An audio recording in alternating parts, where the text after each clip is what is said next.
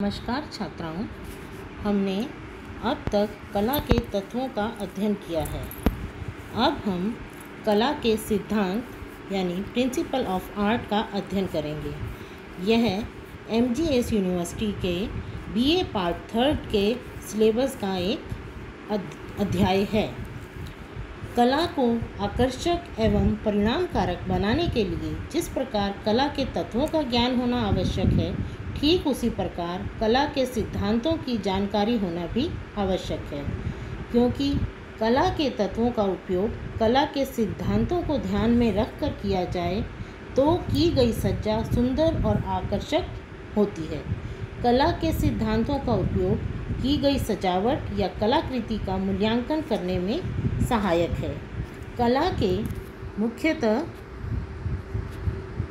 5 तत्व हैं: संतुलन यानी बैलेंस, बल एम्फेसिस, लय रिदम, अनुरूपता हार्मनी, अनुपात प्रपोर्शन।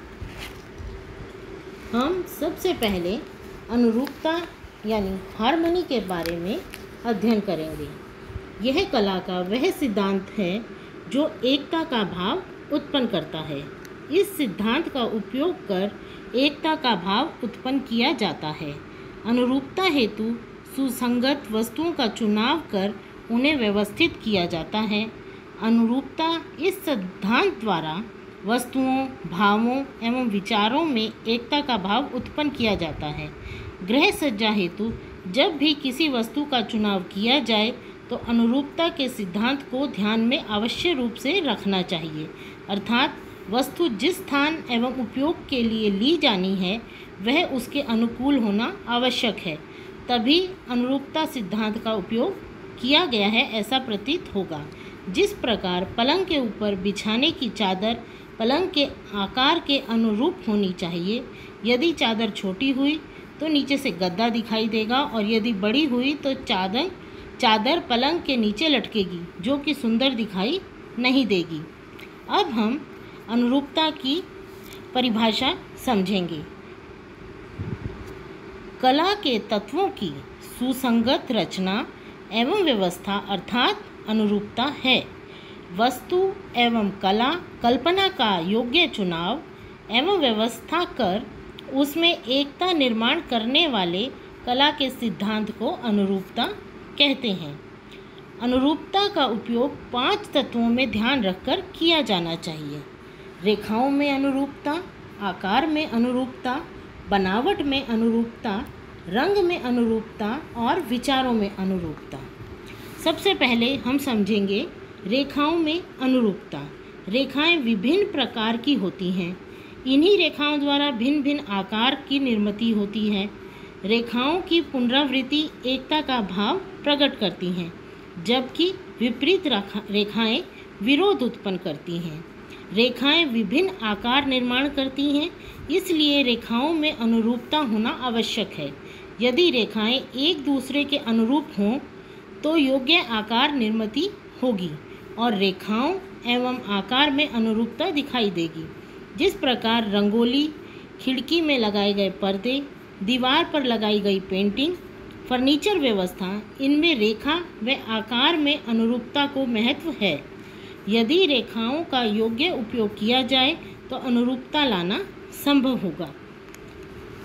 नंबर 2, आकार में अनुरूपता। विभिन्न वस्तुओं एवं सज्जा की सुंदरता में आकर्षण निर्माण करने के लिए आकार में अनुरूपता होना अति आवश्यक है। आकार में अनुरूपता न होने पर सज्जा भद्दी, अनाकर्षक दिखाई देती है। गृह सज्जा में विभिन्न कक्षों के आकार के अनुरूप फर्नीचर, सजावटी वस्तुएं, खिड़की, दरवाज़ों की व्यवस्था की जानी चाहिए। छोटे आकार के कक्ष में बड़ी सी खिड़की या दरवाज़ा आकार के अनुरूप नहीं होगा तो वह भद्दा और बेढंगा एवं अनाकर्षक दिखाई देगा। बैठक कक्ष का आकार छोटा है तो छोटे आकार के फर्नीचर की व्यवस्था कक्ष के आकार के अनुरूप होनी चाहिए। वस्तु का आकार उसके उपयोग के अनुरूप भी होना चाहिए। रंग में अनुरूपता। रंगों में आकर्षण की क्षमता होती है। किंतु रंगों का उचित संयोजन न करने पर सुंदर से सुंदर कलाकृति भी बेजान और अनाकर्षक दिखाई देती है। रंगों की अनुरूपता सज्जा को मनमोहक, आनंददायक, उल्लासपूर्ण एवं आकर्षक बना कलात्मक वस्तुओं में जान डाल देती है। रंगों का चुनाव करते समय रंग एक दूसरे के अनुरूप हों, यह ध्यान में रखना चाहिए। सज्जा में उपयोग में लाई जाने वाली प्रत्येक वस्तु जैसे फर्नीचर के कुशन, कालीन, पर्दे, चादर, मेजपोश आदि दीवार में उपयोग किए गए रंग के अनुरूप हों तो कक्ष में एकता का भाव उत्पन्न होगा। रंगों का चुनाव करते समय रंग कक्ष के आकार के अनुरूप हों, अर्थात यदि कक्ष का आकार छोटा है तो हल्के और शीत रंगों का उपयोग कक्ष के अनुरूप होगा और यदि बड़े आकार के कक्ष के लिए उष्ण एवं गहरे रंग का चुनाव कक्ष के अनुरूप होगा। गृह सज्जा हेतु रंगों का चुनाव करते समय कक्ष में आने वाले प्रकाश एवं कक्ष के उपयोग को भी ध्यान में रखना चाहिए। यदि कक्ष में भरपूर प्रकाश आता है तो गहरे रंग का प्रयोग किया जा सकता है, किंतु अंधकार में कक्ष में हल्के रंग ही उपयुक्त होते हैं। अब आंतरिक सज्जा में अनुरूपता का उपयोग। आंतरिक सज्जा में अनुरूपता का उपयोग वस्तु का चुनाव, स्थान एवं उपयोग ध्यान में रखकर करना चाहिए। वस्तु यदि कार्य के अनुरूप हो तो कार्य क्षमता में वृद्धि होती है। आंतरिक सज्जा में अनुरूपता निर्माण करने हेतु रंग, आकार, बनावट, रेखा एवं कल्पना में अनुरूपता होना आवश्यक है। इनमें से किसी भी तत्व का उपयोग सोच समझकर विचारपूर्वक न करने पर सज्जा नीरस और अनाकर्षक दिखाई देगी। उचित रंगों का मेल सज्जा के अनुरूपता लाता है। उचित रंग संयोजन द्वारा कोई भी कलाकृति जीवंत हो जाती है। रंगों में अनुरूपता आंतरिक सज्जा को आकर्षक, मनोहारी, जीवंत और सौंदर्यपूर्ण बनाता है। अतः रंगों का चुनाव अनुरूपता को ध्यान में रखकर किया जाना चाहिए। प्रकाश रंग का उद्गम स्थान है। रंगों का उपयोग प्रकाश को ध्यान में रखकर किया जाना चाहिए। सज्जा में आकार में अनुरूपता होना भी आवश्यक है। अतः कक्ष के आकार के अनुरूप यदि वस्तुओं का चुनाव किया जाए तो योग्य होगा। कलात्मक वस्तुओं में अनुरूपता निर्माण करने हेतु समानुपात के नियम का उपयोग किया जाता है। यदि छोटे आकार के फर्नीचर पर बड़े आकार के कुशन कवर रखे जाएं तो वह अच्छे दिखाई नहीं देते। यदि फर्नीचर छोटे आकार का है तो कुशन भी उसी आकार की हो तो आकार में अनुरूपता दिखाई देती है। दीवार के आकार को ध्यान में रखकर दीवार पर चित्र का प्रयोग किया जाता है। यदि दीवार ऊंची है तब समतल आकार के चित्र अनुरूपता उत्पन्न करेंगे।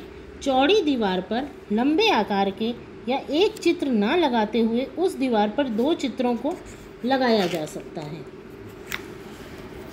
सज्जा में भिन्न भिन्न बनावट का उपयोग कर अनुरूपता उत्पन्न की जा सकती है। कोमल एवं खुरदरी बनावट वाली वस्तुओं का उपयोग अनुरूपता उत्पन्न नहीं कर सकता है। अतः वस्तुओं की बनावट में अनुरूपता होना आवश्यक है। जैसे नाजुक बनावट के फर्नीचर पर चिकने या कोमल बनावट के कुशन अनुरूप लगेंगे एवं अनुरूपता का भाव उत्पन्न होगा। उसी प्रकार कठोर बनावट के फर्नीचर पर रोएदार या कठोर बनावट के कुशन उपयुक्त दिखाई देंगे। आंतरिक सज्जा कैसी होगी एवं उसमें किस प्रकार के फर्नीचर की व्यवस्था की जाए, यह भी कमरे की बनावट के अनुरूप हो तो अनुरूपता का निर्माण होता है। आंतरिक सज्जा में विचारों में अनुरूपता को महत्वपूर्ण स्थान है, क्योंकि किसी भी वस्तु का व्यवस्थापन करने से पूर्व गृहिणी मन में उसकी योजना बनाकर विचार कर निर्णय कर लेती है एवं कल्पना द्वारा उसे साकार करने का प्रयास करती है। अतः कल्पना एवं विचारों में अनुरूपता होने पर भी आंतरिक सज्जा में अनुरूपता होगी। जैसे छोटे से घर की आंतरिक सज्जा करते समय कल्पना में यदि बड़ा सोफा, बड़ा डबल बेड की कल्पना की जाए और उसे आंतरिक सज्जा में उपयोग में लाया जाए तो कल्पना में अनुरूपता न होने से कमरे में अनुरूपता का भाव का अभाव रहेगा। आंतरिक सज्जा में छोटी छोटी व्यवस्था में अनुरूपता का ध्यान रखना अति आवश्यक है, तभी सज्जा आकर्षक, जीवंत, मनोहारी एवं अद्वितीय दिखाई देगी। अगली कक्षा में हम दूसरे सिद्धांत का अध्ययन करेंगे। धन्यवाद।